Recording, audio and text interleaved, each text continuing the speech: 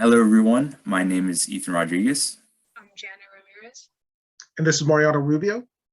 and we're here today from Cal Poly Pomona to educate you all on our assigned research paper, Optimal Design of Nose and Tail of an Autonomous Underwater Vehicle Hull.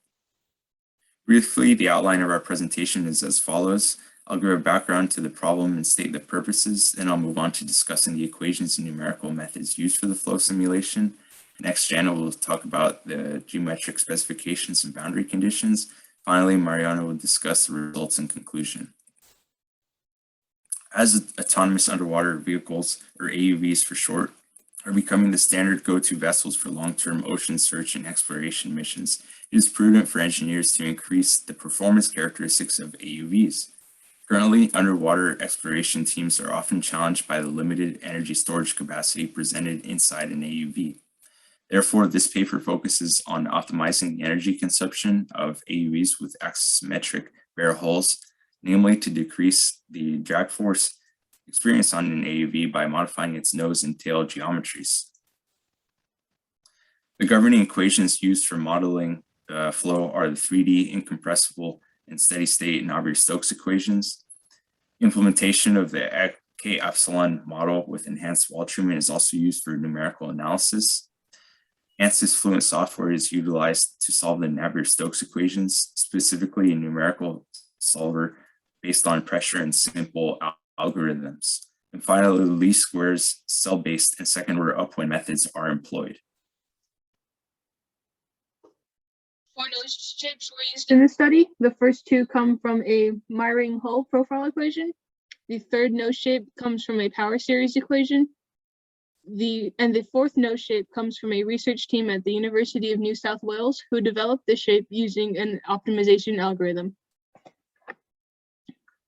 4 tail shapes were used in the study as well, the first coming from an equation called the tangent ogive profile. The second and third tails come from a different Meyring profile equation, and the fourth tail was developed by the same research team at UNSW. Four geometry configurations were used in the study using different combinations of the first 3 heads and the first 3 tails. And ANSYS Fluent was used to perform numerical simulations for the study. A cylindrical mesh domain was used to surround the AUV hull, and 4 mesh densities were tested in simulation using the UNSW geometry. And the results from ANSYS were compared to the results from their study. Based on the comparison of results from these two studies, a fine mesh produced the most accurate results. And to compare these results, lift and drag coefficients were defined. Drag coefficient was defined using the drag force divided by the reference speed and the front profile area. And the lift coefficient was defined using the lift force along with the reference speed and the body surface area. And from the different geometries, we can see that geometry number 2 actually had the lowest drag coefficient, the lowest lift, and the lowest drag force. And so the plots were made for all 4 geometries. And we could see from geometry number 2, nose number 3 had the lowest flow separation and the least pressure coefficient change. Geometry number 3 had its tail having the lowest flow separation and least pressure coefficient change. The stream plots in figure number 2 show that there was little to no flow separation at the tail section, whereas a comparison to the other 3 tail geometries do show flow separation.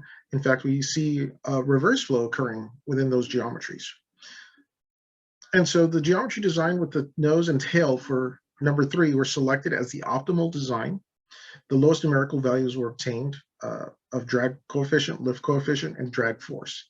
The pressure distribution and pressure contours showed the lowest change in the pressure coefficient, and the velocity contour showed the greatest velocity near the nose and tail because of the least amount of flow separation. And so the contours were plotted showing the pressure distribution, the pressure contour, and the velocity contour.